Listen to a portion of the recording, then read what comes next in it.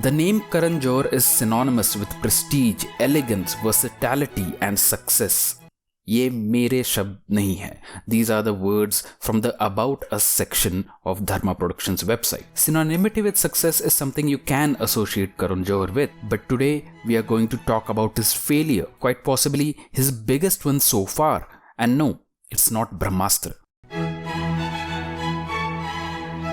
Dharma Productions was founded by Karan Johar's father Yash Johar, who is known for the diverse portfolio of movies he produced. Dunya was about revenge, Mukaddar Ka Faisla was about revenge, Agnipat was about revenge, Gumrah was about revenge. Okay, maybe not that diverse, but when Karan took over, things took a sharp turn. Kuch Kuch Hota Hai, Kabhi Khushi Kabhi Gum, Kal Ho Na Ho, romantic, family-friendly drama, cult films which are quoted and remembered even today, iconic soundtracks which are a default inclusion in every college festival. So what does Karan do to complete the K quartet?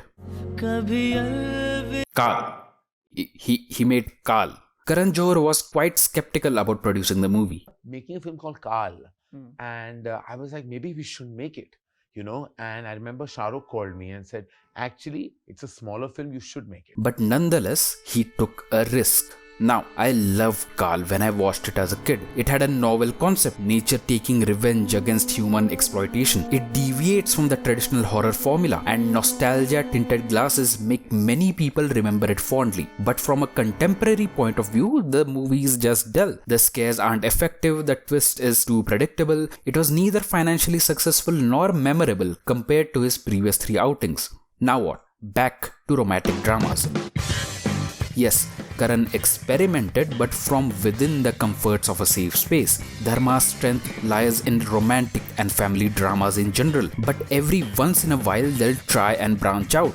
So far, they have dabbled in action, coming of age, thrillers, mystery and horror, which have produced abysmal results. Let's check the numbers. Under Karan Johar's reign, Dharma has theatrically released 47 movies so far, out of which 28 belong to the romantic or family drama category. From Dharma's perspective, these are comfort zone movies. 20 out of these 28 movies were box office successes, a hit percentage of a whopping 71%. This is staggeringly good. Out of the remaining 19, which are of differing genres, only 6 were successful, a hit rate of 31%, which is pitiful. Their luck and performance with non-romantic movies is so bad that in 2014 they released 3 back-to-back hits, but the very next movie they released that year flopped hard, Ungli, which was a thriller, while the other 3 were all romantic dramas. Karan Johar seemed desperate for diversification. No ambitious production house could risk itself getting pigeonholed into one particular genre. They had to expand their domain.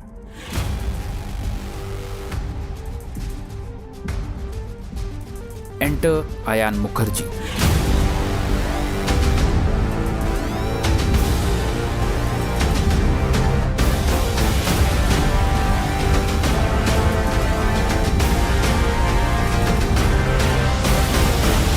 The director who had previously made Wake Up Sid and Ye Jawani Hai Diwani under the Dharma banner. He had an idea brewing which had the possibility of changing the entirety of Bollywood, a cinematic universe based off of the rich and untapped Hindu folklore. This was Dharma's most ambitious effort in diversifying their content, the Astraverse, a mythological action drama franchise which was supposed to emulate the MCU. And the result?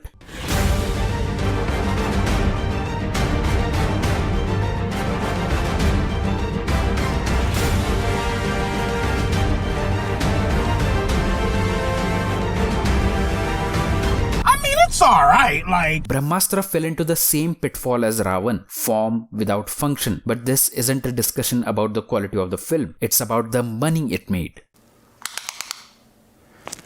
Ooh, that's kind of small. Yes, Ayan Mukherjee has claimed that the budget is actually divided up into 3 movies, but still the collection is quite low. I still want that.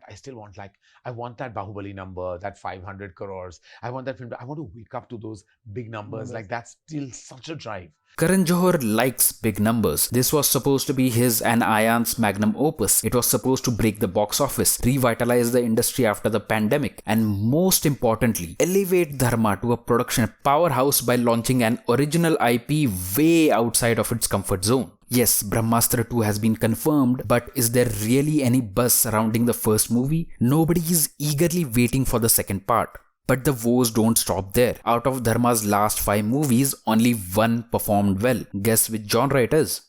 That's right. So what can Karan Johar do? Brahmastra was a false step. When diversifying, it is important to start small. Simple. Identify a niche which is untapped, which Dharma did with Brahmastra, but they messed up in terms of the scale. Get a good writer. Make a tight script. No sequel bait. No cinematic universes. A self-contained story. Hire an actor, not a performer. Someone whose fees aren't exorbitant but is also kind of famous. Vikrant Masi or maybe Vicky Kaushal. Keep the budget in check. Dharma is great in that regard. Promote it and promote it well. A low budget, well written, well acted, properly marketed movie. There. That's how you do it. That's how it's Bhoot Part 1. Bhoot Part 1. They did it. They already did this experiment in 2020. Well, most of it. They identified a very wide and underutilized niche. Horror. They had a great setting, a haunted ship, brimming with possibilities. They got Vicky Kaushal. They kept it within budget, but they completely screwed up in the writing department. Also, the audacity to call it Bhoot Part 1. You do know what happened with the last time you ventured into horror, right? This was Karan Johar's gravest misstep. It's not the big budget disappointment of Brahmastra. It's not the fall of Kalank, but the failure to successfully branch out when the ball was in his court, when he held all the cards. This will hurt in the long run and will remain Karan Johar's biggest mistake.